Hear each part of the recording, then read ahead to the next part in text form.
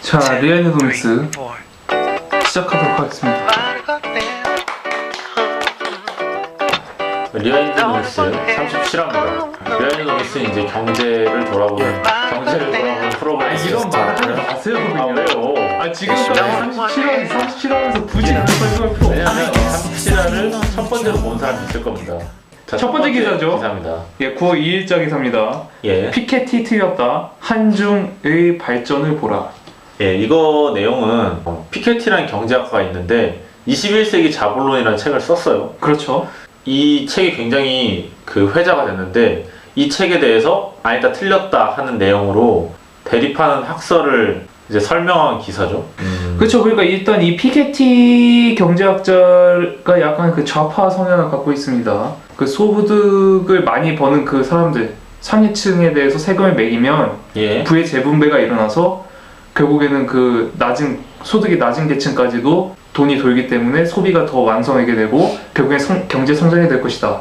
자본 수익률이 경제 성장률보다 높아지면 소득 불평등도 늘어난다. 그래서 이제 고소득층에 세계적으로 전부 60% 세율을 때려야 된다. 이런 과격한 말을 했었죠. 그렇죠. 결국에 이 주장의 그 핵심은 그겁니다. 세금을 매기면, 소득세를 매기면 부의 재분배가 일어난다. 예. 그걸로 인해서 경제 성장이 될 것이다. 예. 라는 거죠. 근데 이번에 그 홍콩에서 열린 이 경제 총회가 있었는데 예. 여기서 이제 앨런 멜처라는 사람이 예. 반박을 했죠.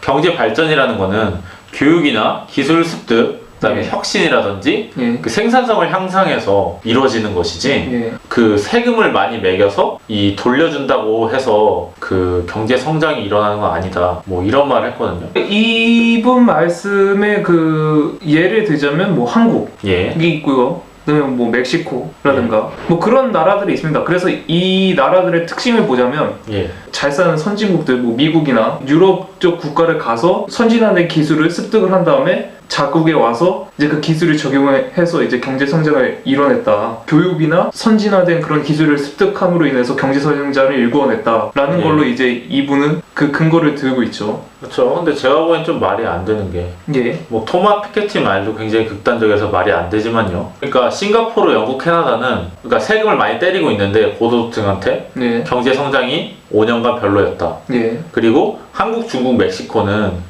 소득 재분배가 잘 안 이루어지고 있는데 예. 경제 성장률은 이들보다 높았다 이런 얘기를 했거든요. 예. 근데 완전히 제가 보기에는 비교 대상이 달랐다고 생각을 해요. 멜처의 주장은 사실 뭐 저희가 한강 얘기죠. 그러니까 80년대 얘기입니다. 그러니까 한창 이제 성장하고 있을 때 얘기고 한국, 중국, 멕시코는 개발도상국이었단 말이에요. 그렇죠. 싱가포르, 영국, 캐나다는 우리가 말하는 선진국인데 자본주의의 성숙기에 와 있어요. 그렇죠. 그러니까 한국, 중국, 멕시코는 소득 재분배를 덜 해서 경제 성장을 했다기보다 그 성장기에 있었기 때문에 성장을 한 게 맞다고 보여지고 그렇죠. 비교를 하려면 뭐 영국이랑 캐나다가 있었는데 둘 다 선진국인 상태에서 동일선상에서 비교를 해야지 그렇죠. 말이 안 되죠. 그게 말이 안 되죠. 그럼 이 비교 대상이 그렇죠. 다를 수밖에 없는 게 소득 상위 계층의 그 양상 또한 달라질 거란 말이에요. 그렇죠. 자기의 그 세율을 많이 매기는 거에 대해서 어떻게 대응하고. 그렇죠.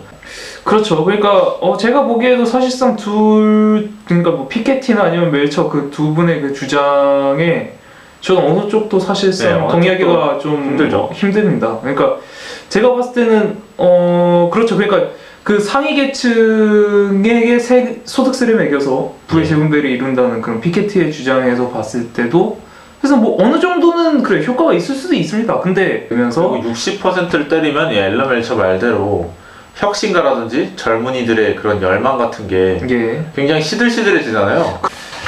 자, 두 번째 기사입니다. 예, 9월 3일자 기사죠. 예, 동남아 갈 걸 유턴기업의 후회.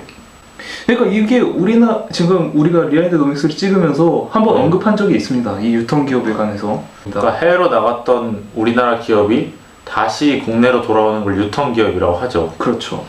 그걸 이제 지원하는 그런 그 방안들, 그리고 정부가 내놨던 그런 정책들, 저희가 한번 언급했던 적이 있죠, 과거에. 그렇죠. 그래서 여기 유턴 그 기업 지원법이라는 게 있어요. 그렇죠. 예. 뭐 세금, 법인세라든지 이런 거 감면해주고, 예. 근데 입지 같은 걸 우선적으로 입지해주는 뭐 그런 것들이 있고, 보조금이라든지 예. 인력이라든지 예.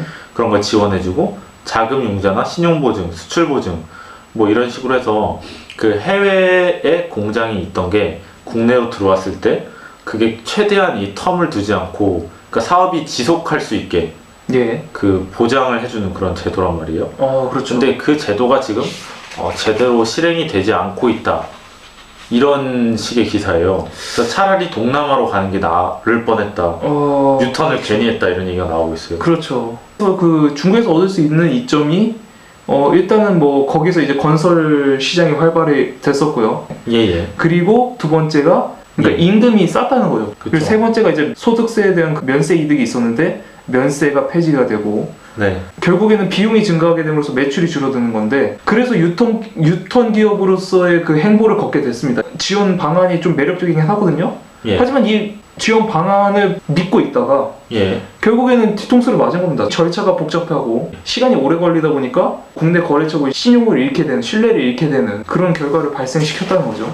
그럼 이제 중국에서 그 인정됐었던 보증이라든지 아니면 우리나라 일부 기관 뭐 코트라 같은 데서 인정해줬던 보증이라든지 이런 게 되지 않고 아예 처음부터 다시 우리나라에서 보증을 여러 기관에 받아야 되는 경우도 있고요. 그렇죠. 그 다음에 뭐 그 금융에서 융자를 할 때 정부는 금융 뭐 자금을 지원해 준다고 하죠. 근데 금융기관에 가면은 아니면 어떤 신용보증기금 같은 데 가면은 처음부터 아예 신규 사업자 취급을 하면서 자금을 융자해 주려고 한다는 거죠. 그렇죠. 그럼 절차가 굉장히 복잡해지고 시간이 많이 걸리고 근데 뭐 그쪽 입장에서는 위험을 리스크를 낮추려는 행위겠죠 물론. 그렇죠. 그러니까 그 먹튀의 그 리스크를 방지하기 위해서 이렇게 절차를 까다롭게 해놓긴 했지만 근데 이제 사장 그러니까 입장에서 똑같은 절차를 반복할 필요는 없는 거잖아요, 사실상. 그렇죠. 그래서 좋은 정책은 이제 지원금을 크게 주고 뭘 지원해주고 이런 게 아니라 절차를 최대한 간소화해서 그 시간을 지연하지 않고 바로 지속할 수 있게 해주는 게 좋은 정책인데 그러니까 결국엔 이 탁상 공론이라는 게 여기서 드러납니다. 예, 규제를 바꿀 필요가 있는 거죠. 있고. 세 번째 기사입니다. 예, 이 기사 두 개를 한번 해보겠습니다. 9월 4일 둘 다 9월 4일 기사거든요. 예. 첫 번째 기사는 용인, 화성, 김해 공장 2배 증설 가능. 예. 다음 기사는요. 예, 현장도 안 와보고 환경 규제 창업 포기할 판. 그러니까 지금 규제 개혁 때문에 그 정부에서 토론을 하고 있어요. 규제 개혁 이번에 한 게 2차 토론이에요. 예.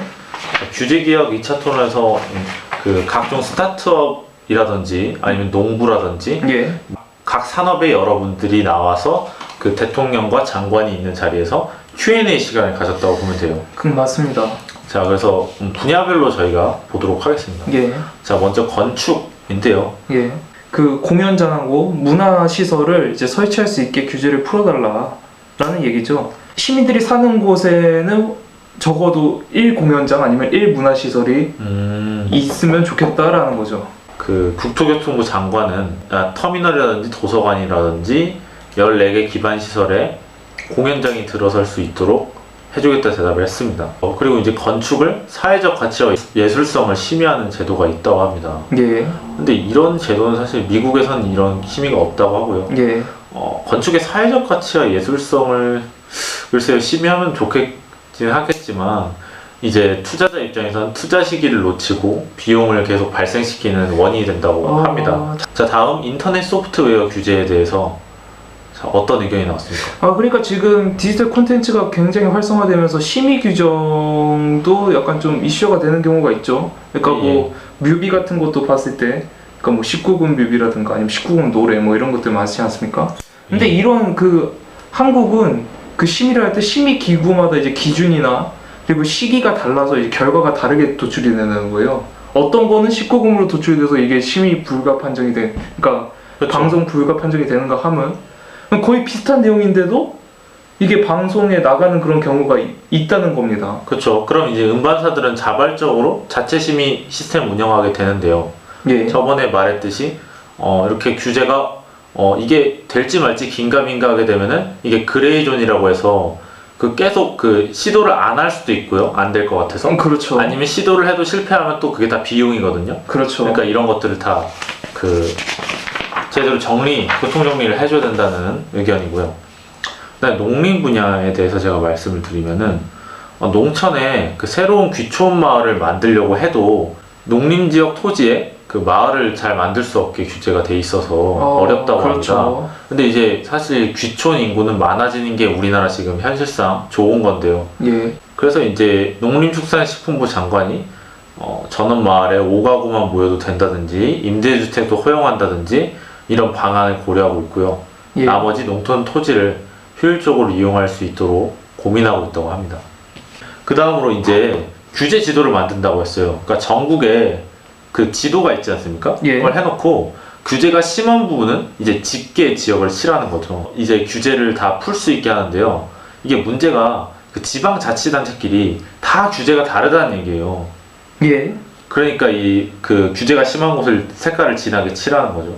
예. 그래서 지자체들끼리 서로 규제를 비교할 수 있게 해서 그 지자체 자체의 각각의 규제를 다 완화시킬 수 있도록 자전작용을 할 수 있도록 도와주겠다는 거죠. 그걸로 예. 인해서 10년 넘게 방치된 도로라든지 공원, 예정지, 그리고 이제 주택 상가 개발길이 열리게 될 것이다. 이런 얘기를 하고 있어요. 그렇죠. 그래서 문제가 많아요. 그러니까 지자체에 그런 적용되는 그 규제가 다 달리 적용이 돼 있으면서 예. 이제 그 다음에 어떤 지자체는 이제 뭐 규제가 좀 많다든가, 예. 그러니까 법령에 표기가 되지 않은 뭐 지자체 규제가 있고요. 예. 그러니까 이런 낡은 규제나 수능 규제들이 워낙 많기 때문에 이런 거 규제 지도를 만들어 놓으면서 이제 투입되는 뭐 인원이라든가, 예. 그러니까 뭐 이런 게 좀 달라질 수가 있겠죠. 기업들이 피부로 느낄 수 있게 지방 규제 지수를 만들고 연례적으로 향상도를 측정하고 지도를 만들어서 색깔로 보이게 하고요. 그 다음에 6,000개 기업을 그 대상으로 규제 부담 정도, 지역이 실제 체감하는 규제 부담 정도를 조사를 하고요. 그 다음에 공장 성립이라든지 일반 음식점 창업, 다가구 건축, 소상공인 창업, 기업 유치 등 5개 분야에 대해서 지자체가 조례 규칙을 통해서 얼마나 지원하고 있는지를 실질적으로 조사를 한다고 합니다. 그래서 이 아까 말했던 5개 분야는 나중에 30여 개로 늘릴 거라고 하고요. 예, 그래서 지금 이 정부가 말하는 예. 건 뭐냐면 이 지자체 자체에서 규제를 완화시킬 예. 때마다 이렇게 인센티브를 준다는 거예요. 결론적으로 우수지자체라든지 공무원에게 특별교부세와 정부 표창 등 인센티브를 부여할 생각이라고 합니다. 나머지는 그 굉장히 추가적인 것들인데요. 그래서 간단하게 말하면 그 농축산 분야에서 농업자금 융자 요건, 그 금융지원 요건이라고 해야겠죠. 이런 것들을 대폭 완화를 하고요. 그리고 산지축산을 활성화하는 그런 법도 새로 만들고, 또 농사를 공동으로 짓는 생산자적인 그 들력 경영치라는 게 있어요. 얘네들의 이제 그 직불급 지급 상한 범위를 8배 늘리는 방안도 얘기를 하고 있고요. 귀촌 귀농인을 그 조기 정착할 수 있게 이런 것들을 다 지원해 주는 것이거든요. 그리고 뭐 종이 영수증을 전자 영수증으로 바꾼다는 얘기도 있었고, 부동산 계약서도 이제 전자문서로 다 처리할 수 있도록 이렇게 바꾼다고 합니다. 그리고 용인 화성 김해 공장 2배 증설 가능, 이 기사는요, 그 공장 건폐율에 대해서 상당히 집중적으로 얘기를 했어요. 이게 그렇죠. 이번에 녹지 관리 지역으로 지정된 곳이 예. 이전부터 공장 4천여 개가 자리 잡고 있었던 곳이었어요. 예. 그래서 이제 다음 달부터 2년간 공장 건폐율에 대해서 20%에서 그 40%로 높일 계획이다, 이런 얘기를 했거든요. 이게 굉장히 중요한 건데, 그 건폐율의 정의가 뭐죠? 예. 그러니까 이 대지 면적에 대한 건축 면적의 비율이죠. 그쵸. 건폐율이 20에서 40이 되면은, 뭐 예를 들어서 뭐 10에 땅이 있으면은 그 중에 건물은 20밖에는 못 세요. 그러니까 80은 놀려줘야 되는 거예요. 그렇죠. 사실. 마당 그런 개념으로. 근데 이게 40이 되면 굉장히 규제를 완화한 거죠. 2배가 됐으니까요. 그렇죠. 그리고 다음으로 이제 그 토지 규제랑 농지 규제랑 산지 규제랑 이런 것들을 다 완화를 하기로 했고요. 이것은 그 아까 언급했던 그 규제개혁 철폐 회의에서 그 많은 얘기가 오고 갔고, 예. 그다음에 개인정보에 관해서 인터넷 쇼핑몰에서 주민등록번호 보존 의무를 철폐하던다든지, 아니면 개인정보 수집에 대해서 뭐 규제를 바꾼다든지, 또 공인인증서를 없앤다든지, 뭐 이런 온라인 규제 완화도 함께 이루어졌습니다. 그렇죠. 예. 그러면서 이제 온라인 그 시장이 활성화되면서 결국엔 내수 진작의 효과를 또 볼 수가 있겠죠. 그렇습니다. 예. 자, 이상으로 리안드노믹스 마치도록 하겠습니다. 감사합니다.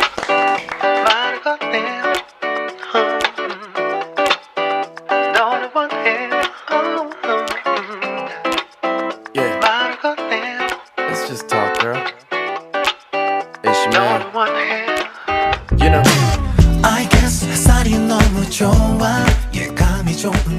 때마침